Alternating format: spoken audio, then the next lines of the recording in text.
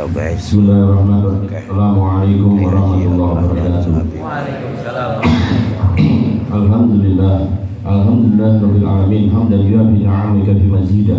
Ya Rabbana lakal hamdu kama yanbaghi li wal 'azimi sultanik. Subhanaka la nuhsi thana'an 'alaika kama athnayta 'ala nafsik. Falakal hamdu hatta tarda wal hamdu darajatan wa ridha. Allahumma shalli wa sallim ala sayyidina Muhammadin sahibi bi rahmatillah adada ma fi ilmillah sallallahu wa sallaman daimani bi dawamil killa wa ala alihi wa sahbihi wa ala amma ba'du.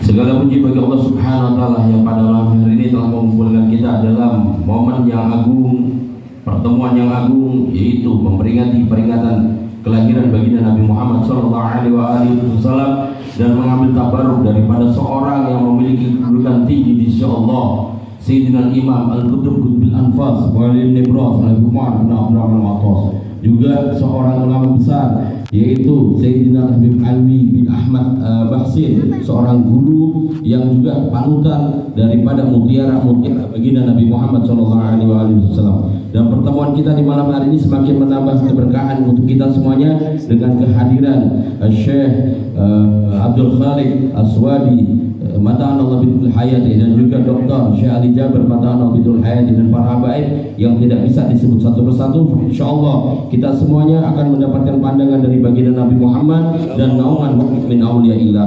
Bismillahirrahmanirrahim. Ala inna awliya Allah la khawfun 'alaihim wa lahum yahzanun.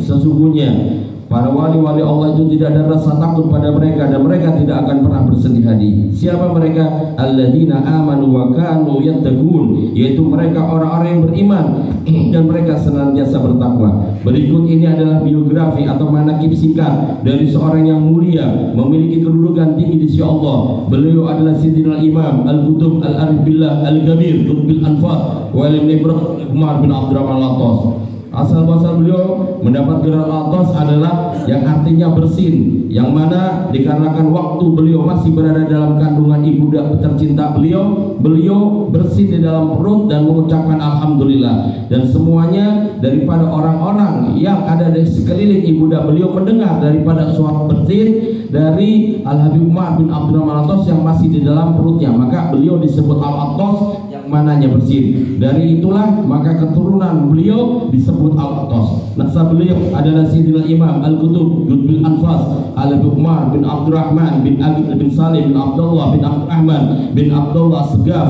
bin Muhammad Maulid Dawilah bin Ali bin Al-Guyur bin Sayyidina Rasulullah Azam Al-Fiqih Muqaddam Muhammad bin Ali bin Muhammad Saimirbat bin Ali Khalid Ghazam bin Alwi bin Muhammad An-Naqi bin Alwi bin Ubaidillah bin Sayyidina Al-Bijrillah Ahmad bin Isa Ar-Rumi bin Sayyidina Muhammad An-Naqi bin Imam Ali Uraidi bin Sayyidina Ja'far Sadiq bin Sayyidina Muhammad Al-Baqir bin Sayyidina Ali Zainal Abidin bin Sayyidina Husain Al-Sibti Rasulullah ibni Ali bin Abi Talib, suami daripada Sayyidina Fatimah Az-Zahra binti Rasulullah sallallahu alaihi wasallam. Kelahiran dan masa kecil beliau dilahirkan di daerah Lisik dekat dengan kota Irak pada tahun 992 berbarengan dengan wafatnya Sayyidina Fahruddin Bil Kabir Sayyidina Syekh Abu Bakar bin Salim. Beliau lahir dari kedua orang tua yang saleh dan soleha, itu Sayyid Abdurrahman bin Agil bin Syarif dan Syarifah Musda binti Muhammad bin Ahmad Al-Jufri. Begitu juga kakek beliau itu Sayyidina Agil bin Salim yang merupakan saudara daripada Fahruddin Bil Kabir Sayyidina Syekh Abu Bakar bin Salim. Beliau dibesarkan dan dididik di bawah rayana beliau Sayyid Abdurrahman bin Agil dengan tarbiyah yang sempurna dan beradab tinggi. Bahkan ketika masih kecil,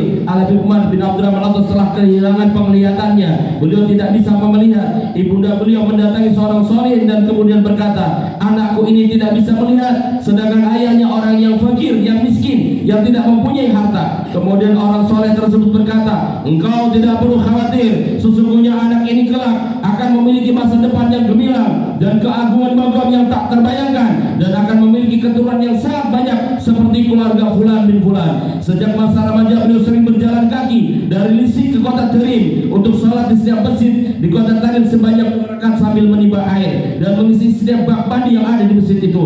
Dan sedangkan jumlah daripada masjid yang ada di kota Terim ada 360 masjid. Ini merupakan riyadhah yang sangat berat mengingat masjid kota Terim yang begitu banyaknya. Otomatis beliau sholat sunnah lebih daripada 700 rakaat setiap harinya. Belum lagi beliau radhiyallahu anhu dalam keadaan tidak dapat melihat secara zahiriyahnya, namun pancaran kesungguhan kecintaannya dalam beribadah kepada Allah Subhanahu wa taala, menjadikan beliau melihat dengan batiniahnya yang dipenuhi oleh cahaya ilahiyah. Beliau hijrah ke Huraidah.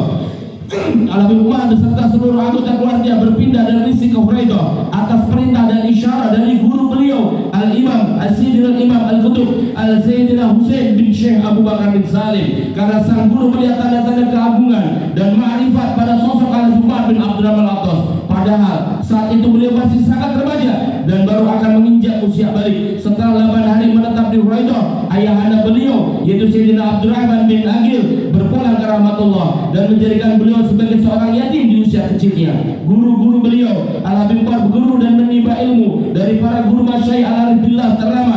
Mereka adalah Imam Al-Kabir Al-Fahwujud As-Sayyid Syekh Abu Bakar bin Salim, khususnya putra-putra beliau Syekh Abu Bakar bin Salim yaitu Habib Husain bin Syekh Abu Bakar, Sayyidina Habib Umar Al-Muhdar bin Syekh Abu Bakar, wa Sayyidina Hamid bin Syekh Abu Bakar.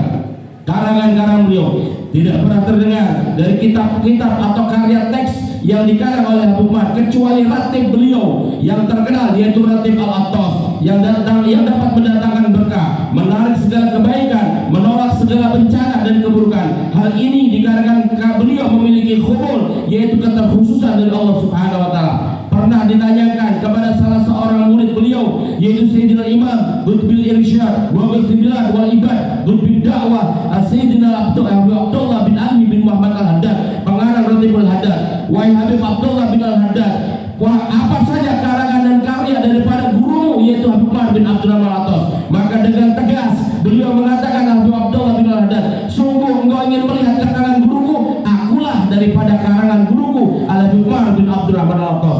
Murid-murid Habib Umar bin Abdurrahman Al-Atas, di antara murid-murid beliau yaitu Al-Imam Al-Qutub Qutbud Da'wah wal Irsyad Al-Habib Abdullah Ali bin Muhammad Al-Haddad, penyusun Ratib Al-Haddad dan penyusun ratib yang sangat terkenal. Juga murid kesayang beliau Syekh Ali bin Abdullah Baros, Al-Habib Isa bin Muhammad Al-Habsyi, Al-Habib Ahmad bin Hashim Al-Habsyi, dan masih banyak lagi yang tidak dapat disebutkan dalam manaqib biografi yang singkat ini. Bahkan murid-murid beliau berasal dari kota India, yang mana beliau setiap hari berdakwah di India, sedangkan ada